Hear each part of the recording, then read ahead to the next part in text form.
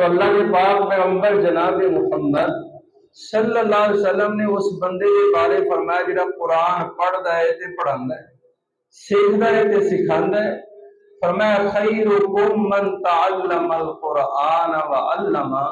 وہ بندہ بہترین ہے تواڈے وچوں جڑا قرآن پڑھدا ہے تے قرآن پڑھاندا ہے۔ آئیے دوسری حدیث، پاک پیغمبر جناب محمد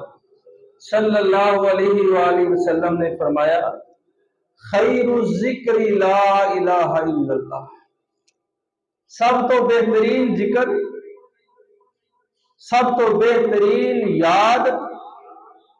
سب تو بہترین الفاظ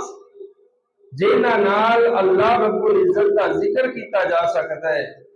وہ لا الہ الا اللہ ہے۔ کہ سب تو بہترین ذکر جیڑا بندہ یہ ذکر کرتا ہے وہ اللہ دا سب تو بہترین ذکر کرتا ہے۔ آئیے اللہ پاک کا قرآن سماعت کیجئے۔ اللہ رب العزت فرمانے نے ومن احسن قولا ممن دعا الی اللہ وعمل صالحا وقال اننی من المسلمین۔ اللہ پاک فرمانے نے ومن احسن قولا ممن دعا الی اللہ، اس بندے نالوں اچھی بات کہی ہو سکتی ہے، بہترین بات کہی ہو سکتی ہے، اچھی بات، خوبصورت بات، بہترین بات کہی ہو سکتی ہے۔ ومن احسن قولا ممن دعا الی اللہ، جیڑا پکاردا ہے تے اللہ دی طرف پکاردا ہے، جیڑا بلاندا ہے تے اللہ دی طرف بلاندا ہے، جیڑا لوگاں نوں رستہ دکھاندا ہے تے اللہ دا رستہ دکھاندا ہے، نہ اپنے باپ دی طرف بلاندا ہے، نہ اپنے امام دی طرف بلاندا ہے، نہ اپنے کسی پیر دی طرف بلاندا ہے، نہ اپنے کسی مرشد دی طرف بلاندا ہے۔ ومن احسن قولا ممن دعا الی اللہ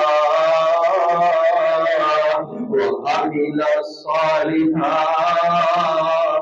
لوگاں بھی اللہ دی طرف بلاندا ہے تے نال اچھے کام بھی کردا ہے، عمل صالح بھی کردا ہے، نیک اعمال بھی کردا ہے۔ وقال اننی من المسلمین، اور نال اس بات کا اعلان بھی کردا ہے کہ میری زندگی